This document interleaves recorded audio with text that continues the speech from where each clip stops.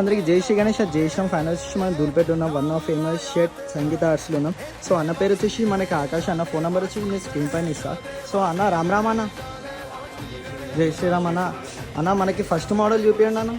अपने पास छोटा साइज में भी पैटर्न्स है.